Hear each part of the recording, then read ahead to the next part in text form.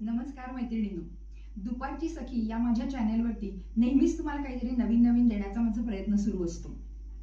सध्या पावसाळ्याचे सीझन आहेत आणि धुंद धुंद ही हवा, मंद मंद गारवा। तर तो मंद मंद गारवा साजरा करण्यासाठी अतिशय छान असं स्वीट कॉर्नचं सूप कसं करायचं हे मी तुम्हाला आज दाखवणार आहे। चला तर मग शेगडीकडे जाऊया। त्यासाठी लागणारं साहित्य बघून घेऊया। एक कणीस मी उकडून घेतलं होतं स्वीट कॉर्न, त्यातलं अर्ध कणीस मी इथं मिक्सरमधून एकदम बारीक करून घेतलेलं आहे आणि थोडेसे त्याचे दाणे काढून मी गार्निशिंग करण्यासाठी कडेला ठेवलेले आहेत।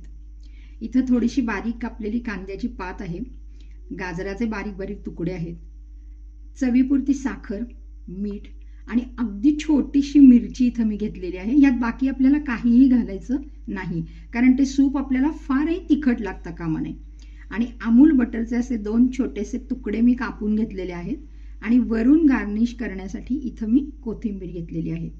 शिवाय मी इथे 1 चमचा आपलं रेग्युलर जे कॉर्नफ्लोअर असतं त्या 1 चमचा कॉर्नफ्लोअरमध्ये 1 चमचा पाणी घालून त्याचं अशा प्रकारचं एक मिश्रण तयार करून ठेवलेलं आहे। चला तर मग आपण आधी सगळ्यात पहिल्यांदा पाणी उकळायला ठेवूया।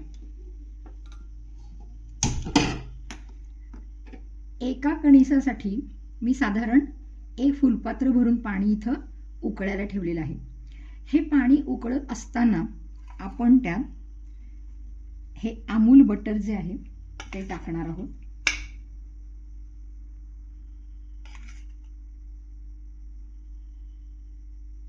आणि आपण हा कीस जो करून घेतलेला आहे तो सगळा कीस आपण त्यात घालणार आहोत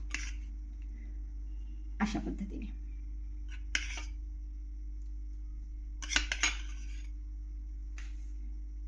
यासोबतच आपण त्यात थोडीशी साखर घालणार आहोत।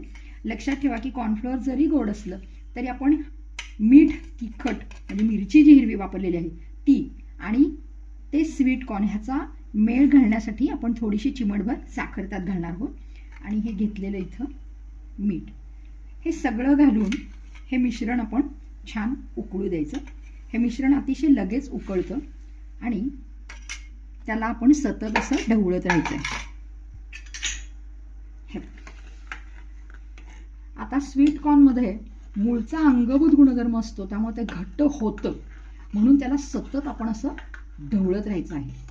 आणि हे पाणी ज्या वेळेला उकळायला सुरुवात होईल तुम्ही बघू शकता की इथं बुडबुडे यायला सुरुवात झालेली आहे पाण्याला आणि ते बटर सुद्धा छान त्याच्यामध्ये विरघळलेलं आहे।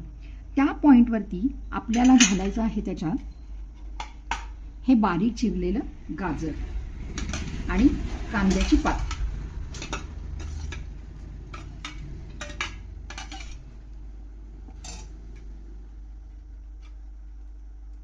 तसंच ही कापून ठेवलेली बारीक मिरची जी आहे ती सुद्धा त्यात टाकायची आहे आणि ह्याला अशी छानशी उकळी येऊ द्यायची आहे।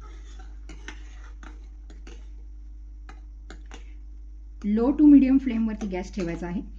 तुम्ही बघू शकता की कॉर्न मध्ये मूळचा स्टार्च असल्यामुळं वरती ही जी निवळी येते अशी ही बघा, किंवा ह्याला जो फेस येतो आहे तो आपण हळूहळू असा काढून टाकायचा आहे।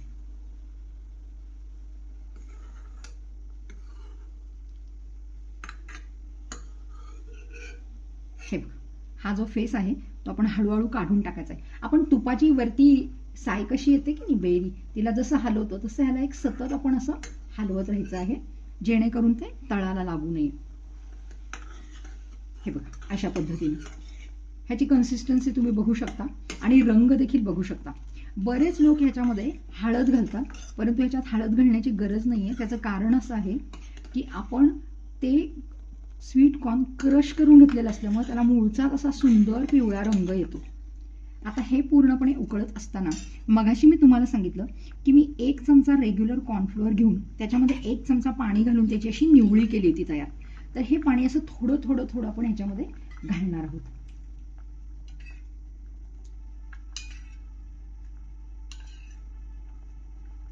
हे बघा अशा पद्धतीने। आता हे पाणी घातल्यानंतर गॅस आपल्याला मंद करायचा आहे आणि हे असं सतत ढवळत राहायचं आहे। कॉर्नफ्लोअरचा मूळचा गुणधर्म हा पदार्थाला घट्ट करण्याचा असल्यामुळं ते खाली तळात बसू शकतं.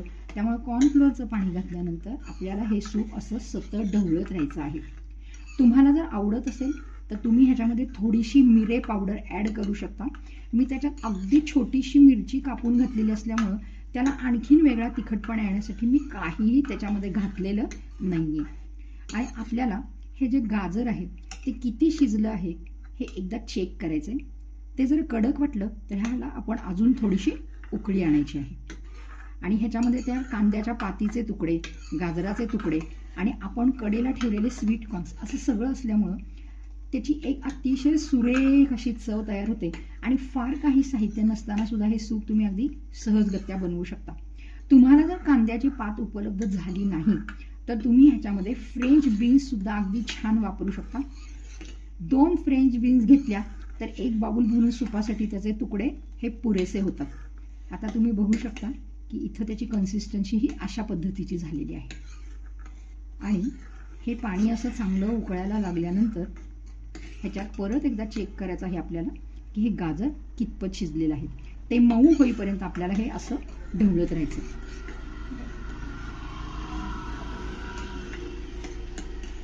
त्याला अतिशय छान अशी कन्सिस्टन्सी आलेली आहे.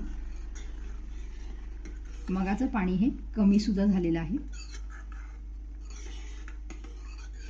या गाजराचा रंग बदललेला तुम्ही बघू शकता.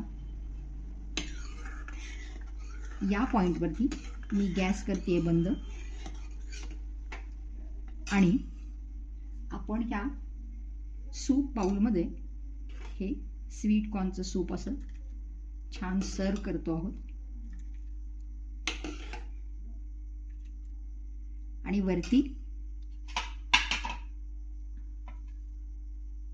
एक छोटीशी कोथिंबीर आणि कडेला काढून ठेवलेल्या दाण्यांपैकी काही स्वीट कॉर्नचे दाणे आपण गार्निशिंगसाठी यात घालतो आहोत. तर तुम्ही बघू शकता की हे अत्यंत सुंदर असं स्वीट कॉर्न सूप गरम गरम पावसाळ्यामध्ये पिण्यासाठी तयार आहे.